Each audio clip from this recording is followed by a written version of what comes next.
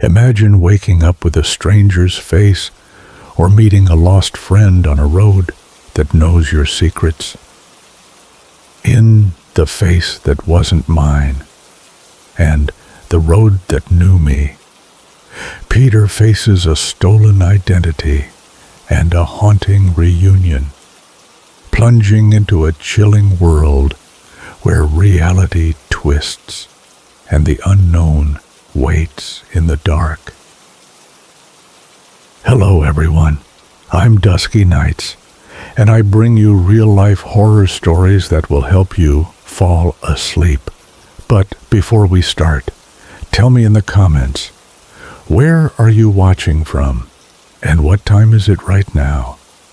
Also, don't forget to like this video and subscribe to the channel. The morning I woke up with a stranger's face, the world tilted sideways. My name was Jake, or at least it had been. I rolled out of bed, groggy, my head heavy from too little sleep, and shuffled to the bathroom. I flicked on the light, expecting the usual mess of sandy blonde hair and stubble. Instead, the mirror showed someone else.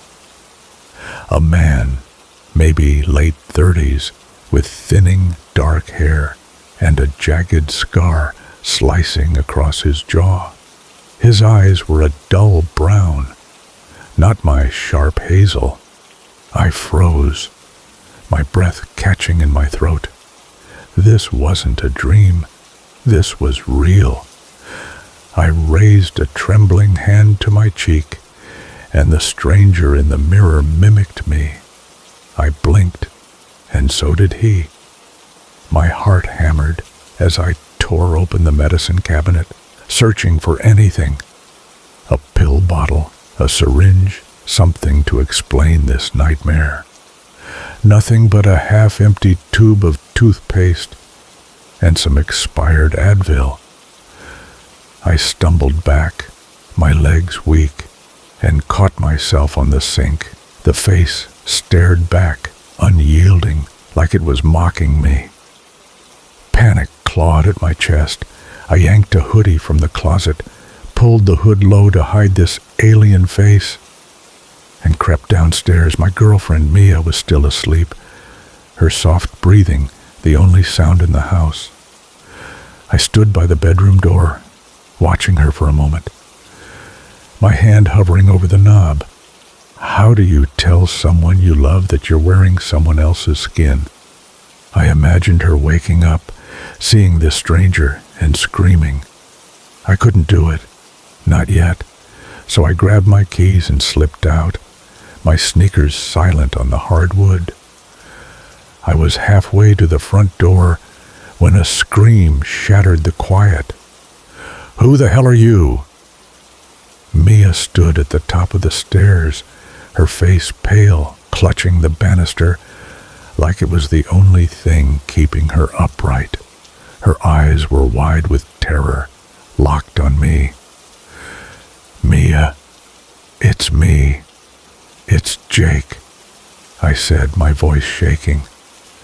I took a step toward her, hands raised, but she recoiled.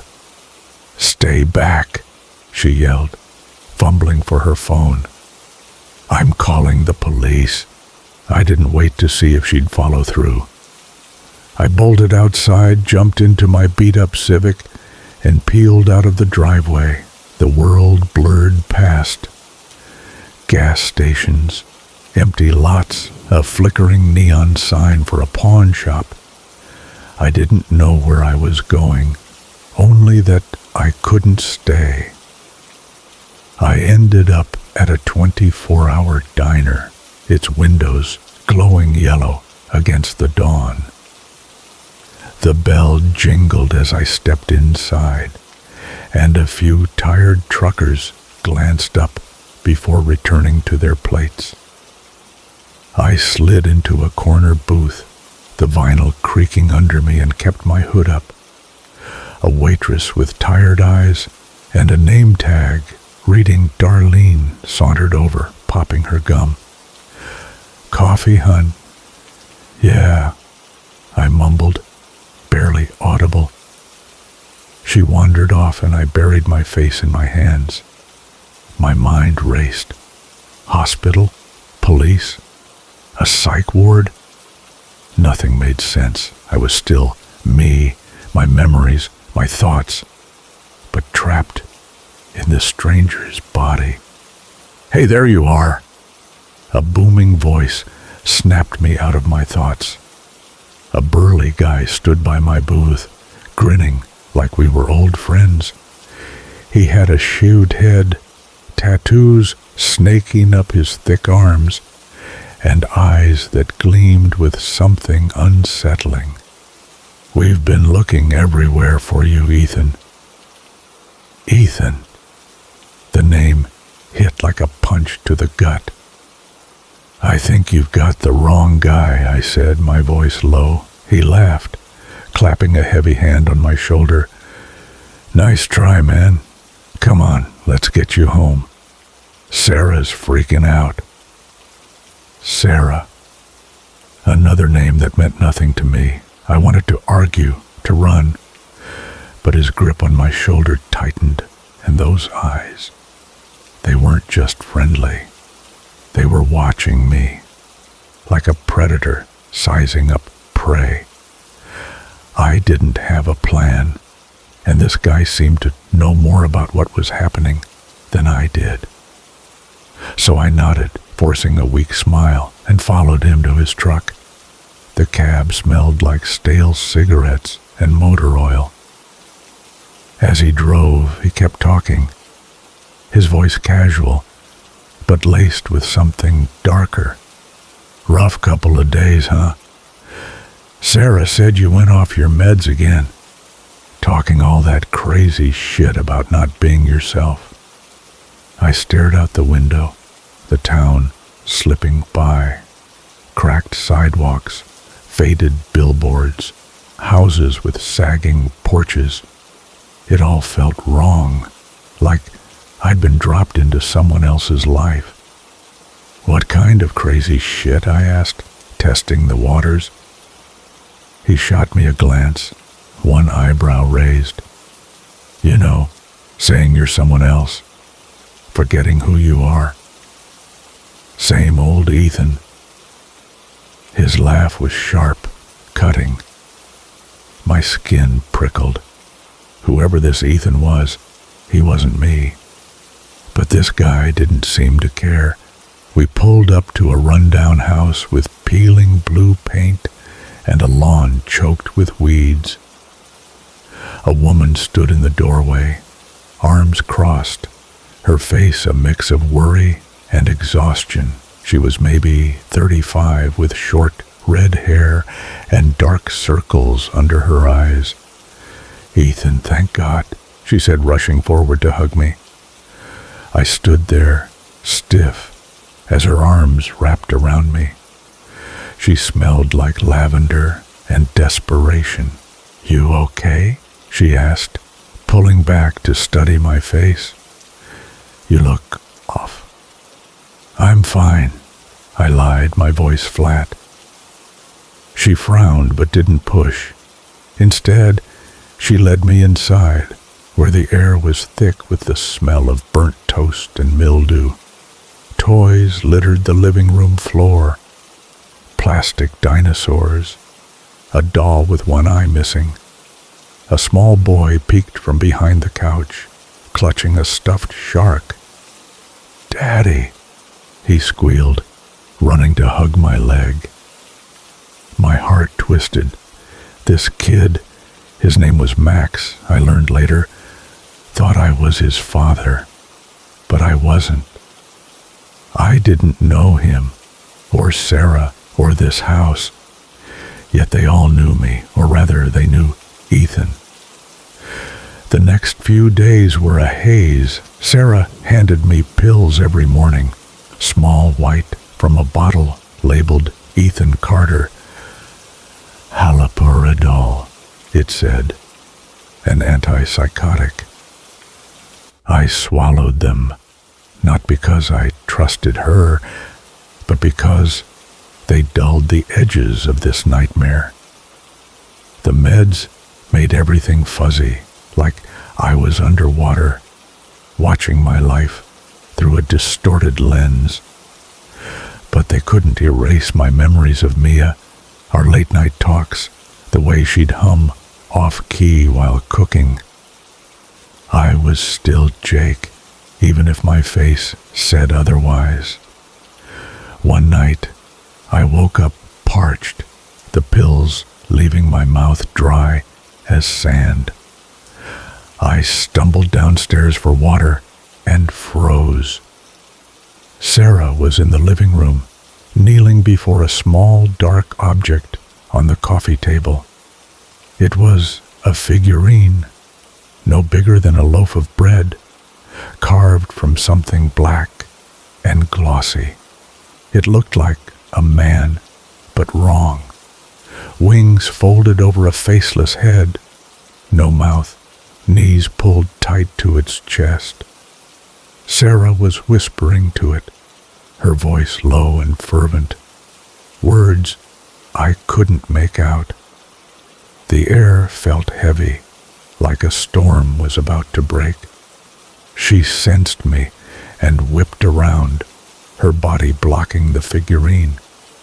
"You should be asleep," she snapped, her eyes wild. I mumbled an apology and retreated upstairs, my heart pounding. I told myself it was the meds, the stress, the madness of this situation, but deep down I knew it was something else, something worse. Then the news broke. I was flipping through channels on the couch when a reporter's voice cut through the fog. Breaking news, fatal crash on Route 12. The screen flashed a photo, my photo. Jake Reynolds, 29, found dead in a wrecked car. No signs of foul play, suspected DUI. The room spun. That was my face. My body, dead in a ditch. But I was here, alive, in this stranger's skin. I felt like I was suffocating. That night, while Sarah and Max slept, I stole her car keys and drove back to Mia's house. I had to see her. I had to make her believe me. It was pouring when I got there. I hid in the backyard, rain soaking through my hoodie until Mia stepped outside for a smoke. She stood under the porch light shivering, her lighter sparking uselessly in the damp. I stepped forward, my voice barely above a whisper. "Mia." She jumped, the cigarette falling to the ground. "You," she hissed, backing away. "Why are you here? I told you to stay away." "Mia, please," I said, my hands up. "I know this sounds insane, but I'm Jake. It's me." She shook her head, her eyes darting to the door. "You're crazy. You broke into my house. You're not him." I took a desperate step closer. "The lake, Mia, when we were 19. You fell through the ice and I pulled you out. You were so mad you didn't talk to me for a week. I know about the scar on your knee from that skateboarding accident in 10th grade. I know you hate olives, but eat them anyway because your mom loves them. I'm Jake." Her breath hitched, tears mixing with the rain on her face. "How do you know that?" she whispered. "I don't know how this happened," I said, my voice breaking, "but it's me. I saw the news. My body's gone, but I'm here." She stared at me, her eyes searching this stranger's face for the man she loved. Finally she spoke, her voice barely audible. "Get inside now." We didn't sleep that night. Mia sat across from me in the dark living room, clutching a mug of cold tea, studying me like I was a puzzle she couldn't solve.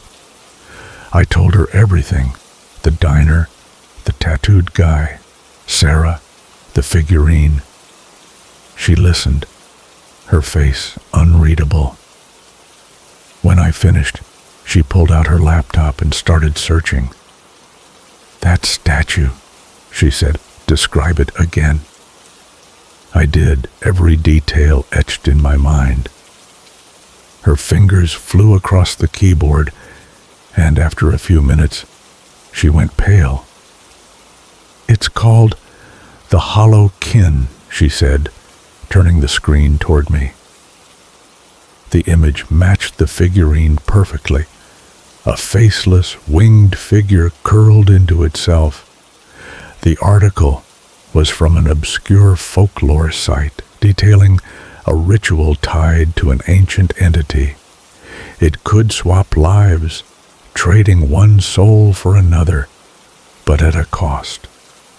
The stolen soul would erode, memories fading until nothing remained but an empty shell. We spent days piecing it together. Mia dug through my old emails, my social media, looking for any connection to Ethan Carter. Nothing. We drove to the crash site one night, the road eerie under the moonlight. The guardrail was bent, the ground scarred with tire marks and broken glass. It didn't feel like an accident. Mia told me the Jake, who came home that morning, the one before I intruded, had been off, distant, like he was playing a role. Then I remembered the figurine again, and the way Sarah hid it. Mia's eyes darkened. "We need to know more about her," she said. We kept digging, but answers were scarce. One night, as we lay in bed, Mia kissed me, her lips trembling. "It's you," she whispered. "I don't know how, but it's you." For the first time in weeks, I felt like I was home, but peace didn't last. At dawn, 3 sharp knocks rattled the front door. Mia and I froze. A voice called out, "Ethan, you gotta come home." It was the tattooed guy, Tom, I'd learned his name was. Through the blinds, I saw a cop car parked outside. Mia grabbed my arm, pulling me to the kitchen. "Window," she whispered. We scrambled through, landing in the muddy backyard, and ran into the woods. Behind us, the front door splintered open, and Sarah's voice echoed, "You can't run forever." We didn't stop. We stole a car from a junkyard, drove until the tank was nearly empty, and holed up in a motel on the edge of nowhere. For a while, it felt like we'd escaped. Mia and I clung to each other, finding solace in stolen moments. But then the cracks started to show. I forgot things, small ADA one first, like which diner we'd eaten at last week. Then bigger things, like entire conversations. Mia tried to hide her worry, but I saw it in her eyes. One night in a motel with peeling wallpaper and a flickering neon sign, I sat outside smoking, staring at the sky. The stars seemed to shift, forming a shape, a faceless figure, wings folded, knees to its chest. My blood ran cold. Mia stepped outside, a scarf around her neck, her eyes soft but scared. "Jake," she said, her voice trembling. I looked at her, my heart sinking. "Sorry," I said, my voice hollow. "I think you've got the wrong guy." Her face crumpled, tears spilling down her cheeks. "No," she whispered, reaching for me. But I pulled away, the night swallowing me whole. I didn't know her, not anymore.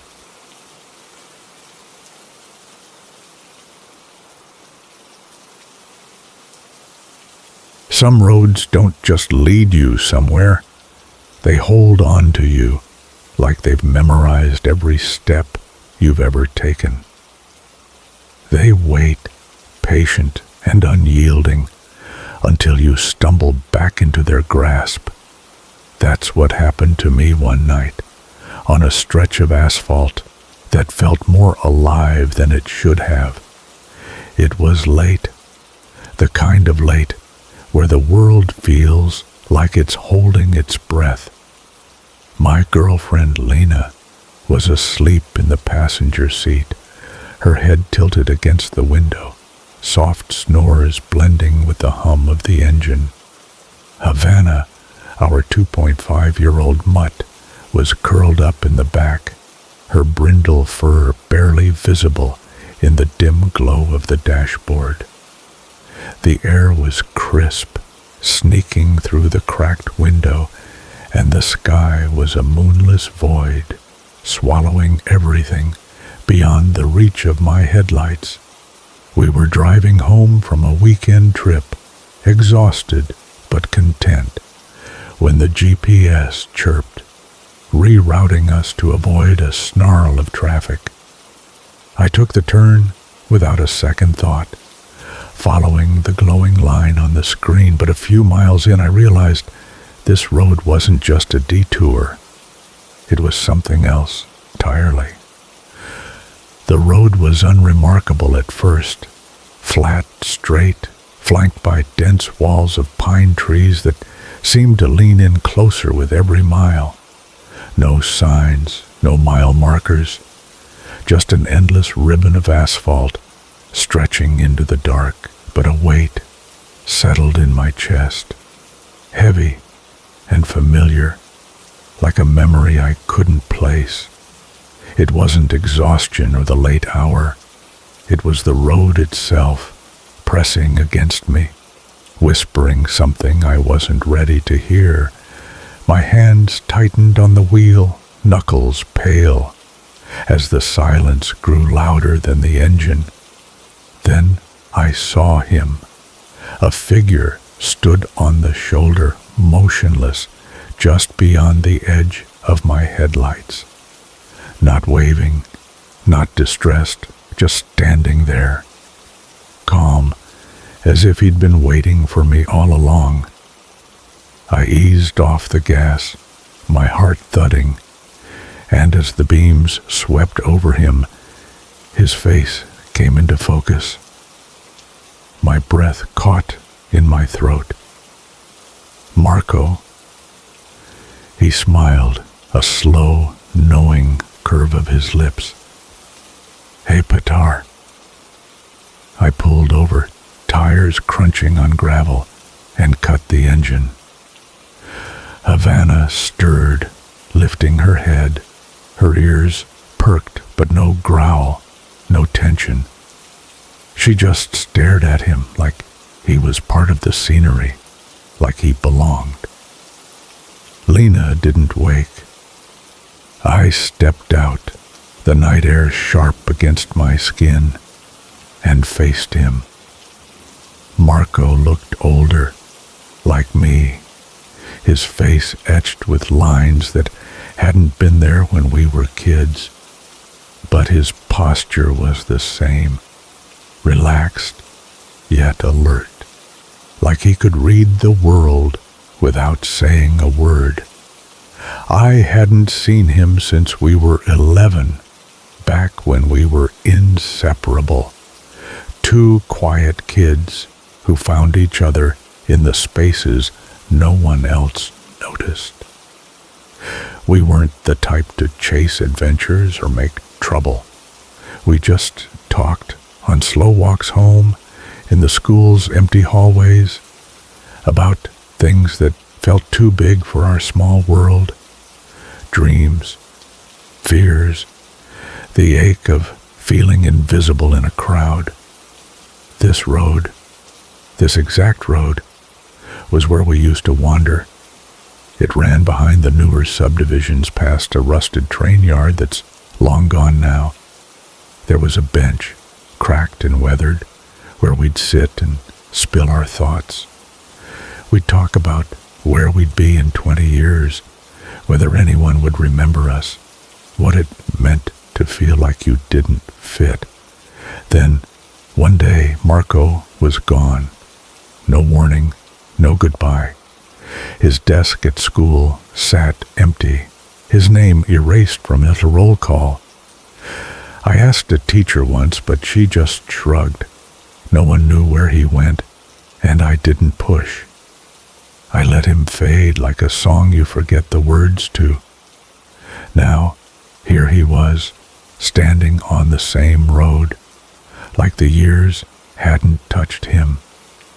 His eyes held mine, steady and unblinking, and the air felt charged, like a storm was brewing just out of sight. "I never got to say goodbye," he said, his voice soft but clear, the same grounded tone I remembered.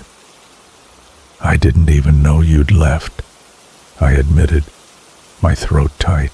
"I know." He glanced down the road, his expression unreadable. "But you remembered this place."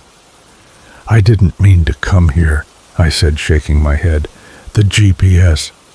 "Something in you did," he cut in, his voice gentle but firm. "You came back when you needed to. This road, it's where you were always yourself." His words hit me like a blade, slicing through the fog I'd been living in. I didn't understand, not yet, but the weight in my chest grew heavier, like the road was pulling me deeper into its hold. Marco stepped closer, his boots scuffing the gravel, and the air seemed to hum around him, alive with something I couldn't name. "You were the only one who really saw me back then," he said. "You didn't care that I was quiet, that I didn't fit. You asked questions, real ones. When my life was falling apart, you didn't know it, but you gave me a place to breathe, a place to be." I looked away, the lump in my throat burning. I remembered those talks, the way Marco would listen, really listen, when I rambled about my fears or my dreams. I hadn't realized how much those moments meant to him, or to me. "You carried something for me back then," he continued, "something I couldn't put into words. Now I'm here to do the same for you." I forced a laugh, the sound brittle. "I'm fine, Marco." He tilted his head, his eyes piercing through me. "No, you're surviving." The word landed like a stone. I wanted to argue, to brush it off, but I couldn't. He was right. I'd been unraveling for months, maybe longer. On the surface I was fine, showing up to work, cracking jokes with friends, kissing Lena goodnight. But inside I was hollow, worn thin by the effort of pretending.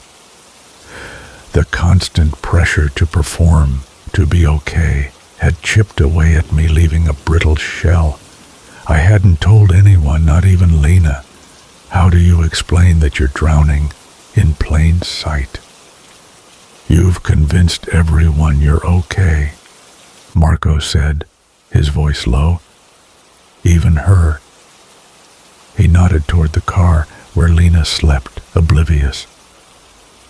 "But you're not."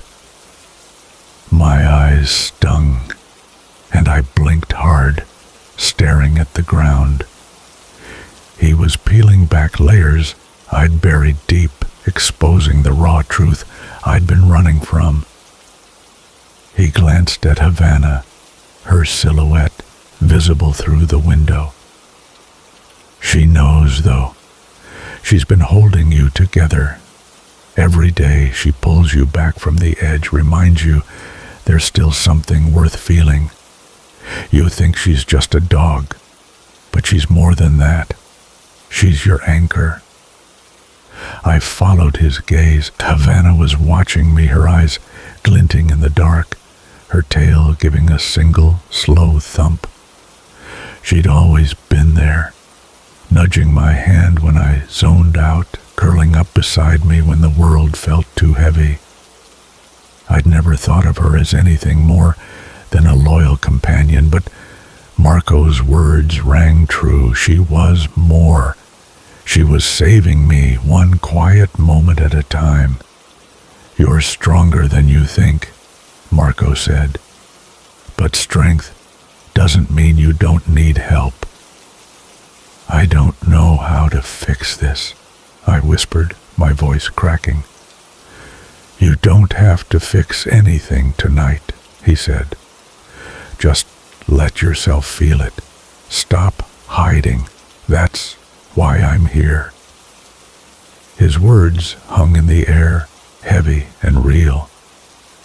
I looked at him, really looked, and realized something chilling.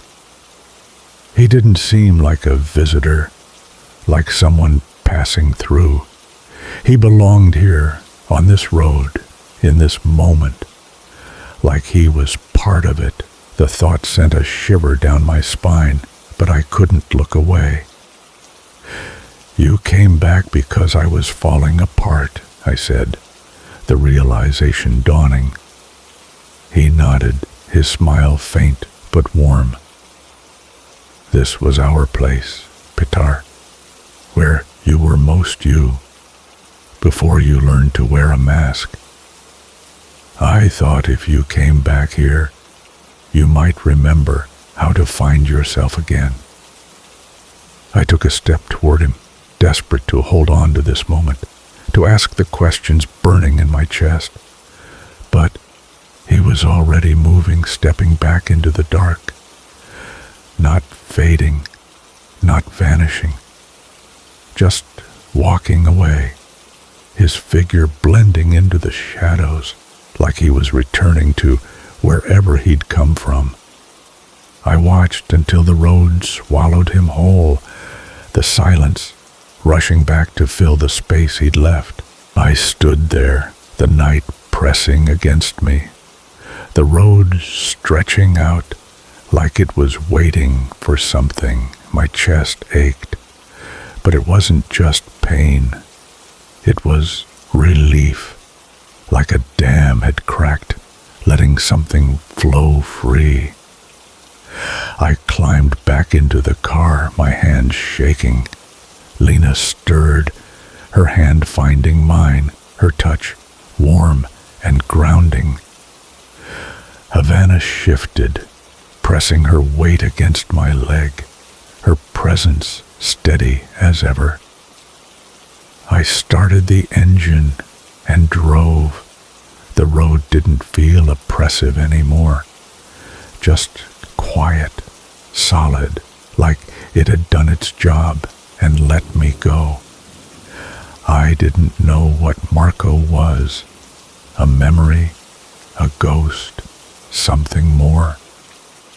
All I knew was that I'd needed him, and he'd found me, right where we'd always been. The days that followed were different, though not in the way I expected.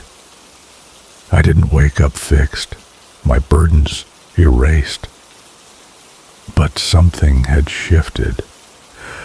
I started talking to Lena, really talking about the weight I'd been carrying, the fear that I was losing myself. She listened, her eyes soft but steady, and for the first time, I didn't feel like I had to hide. Havana stayed close, her quiet presence a reminder that I wasn't alone, even when the world felt too heavy. But the road never left me. Sometimes, late at night, I'd catch myself thinking about it, about Marco standing there, waiting. I'd wonder if he was still out there on that stretch of asphalt, watching for someone else who needed him. The thought was comforting, but it also chilled me, because I knew deep down that the road wasn't done with me. One night, weeks later, I couldn't sleep. Lena was out of town, and Havana was sprawled across the couch, snoring softly. I grabbed my keys, driven by an urge I couldn't explain, and drove back to that road. It was just as I remembered, flat, straight, the trees looming like silent sentinels. I pulled over, cut the engine, and stepped out, the gravel crunching under my boots. The air was thick, charged, like it was waiting for something to break. I stood there, staring down the road, half expecting to see Marco again, but there was nothing, just darkness and the faint rustle of leaves. Still, I felt it, that same pressure in my chest, that sense that the road knew me better than I knew myself. I whispered his name, my voice swallowed by the night, but no one answered. Then I saw it, a flicker in the distance, like a shadow moving against the trees. Not Marco, not human, just a shape, vague and formless, gone as soon as I blinked. My heart pounded, but I didn't run. I stood there, letting the road hold me, letting it remind me of who I was. When I finally got back in the car, I felt lighter, like I'd left something behind. I haven't been back since. I don't know if I ever will, but I carry that road with me, its weight, both a burden and a gift. Marco, whatever he was, gave me something that night. A map back to myself. A reminder that even in the darkest moments, there's a place where you're seen, where you're known. And sometimes that's enough to keep you going. Got a chilling tale that keeps you up at night? I'm on the hunt for your spookiest, most suspenseful horror stories to feature in my next project. Whether it's a ghostly encounter, a psychological thriller, or something too eerie to explain, I want to hear it. Submit your story to duskynights145@gmail.com, and let's bring your nightmares to life. Don't wait. The shadows are calling.